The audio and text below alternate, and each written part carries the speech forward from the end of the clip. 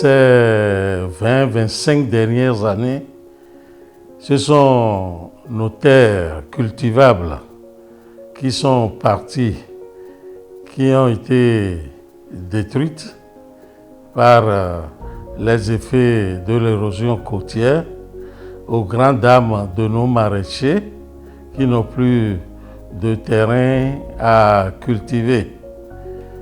Des habitations entières aussi se sont retrouvées comme par magie au fond de l'océan.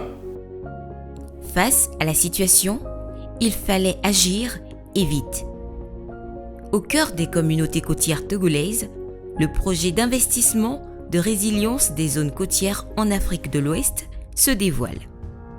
Le long de la côte, les épis de protection érigés contre l'érosion côtière. Un rempart qui protège les ménages du danger imminent. Sans appui, elle est encore. Fifi elle va regarder mais elle va les tomber. Les bleus à hodo nos filles sans chanvaï. Et l'eau et d'ahoyo. Wako va dokpea, au dokpero si à mes filles namia. C'est un travail de longue haleine qu'ils ont commencé.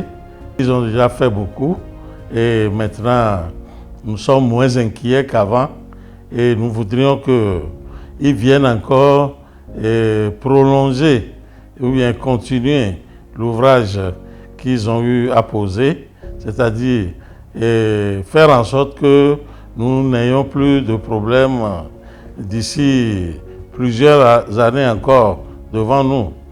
Faire en sorte que les épis soient des ouvrages de longue durée. Des ouvrages de longue durée, le projet Ouaka s'y illustre. Les travaux sont constitués de la construction des épis enrochements et du rechargement en sable de casiers délimités par les épis. Le rôle des ouvrages que nous mettons en place, je vais commencer par les épis. Les épis, pour ceux qui ont déjà vu ça une fois, vous allez voir que c'est des ouvrages qui sont perpendiculaires à la mer. Donc, ces ouvrages sont perpendiculaires à la mer, donc ça permet de fixer le trait de côte. Le trait de côte, c'est quoi? C'est là où, quand la mer vient, c'est là où ça s'arrête. Donc, ce trait de côte bouge avec l'érosion. Donc, la mer enlève le sable et donc ça avance vers la terre. Donc quand nous mettons en place les épis, ça empêche la mer de continuer par avancer vers la terre et donc ça fixe le trait de côte. Donc le trait de côte ne bouge plus et donc là, les infrastructures donc sur la côte ne sont plus sujets à tomber comme ça se faisait avant. Donc voilà, c'est le rôle des épis. Les brises-lames, je le disais tout à l'heure, ça a plusieurs rôles.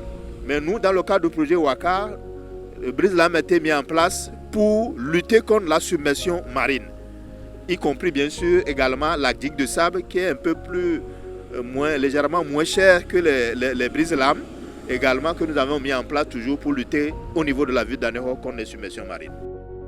Lutte contre l'érosion et la submersion marine.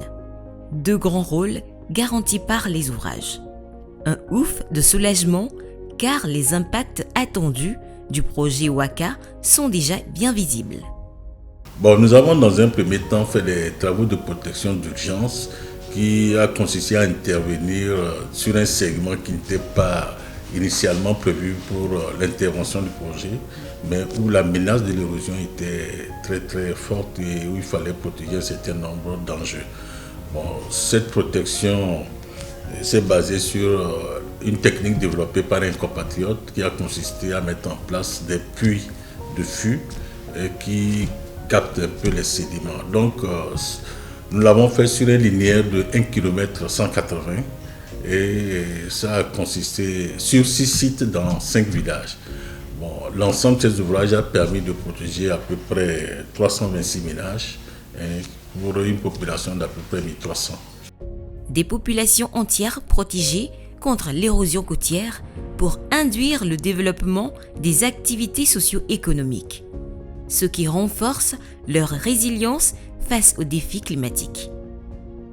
Les travaux de protection long terme que nous avions faits, qui ont couvert le segment qui va d'Albo de la Foire jusqu'à Anéro, Nous avons installé au niveau d'Anero, on a réhabilité 6 anciens épis et un brise-lame. Donc cet ouvrage de façon générale, plus une digue de sable qui a été aussi installée contre le phénomène de submersion marine au niveau d'Anero.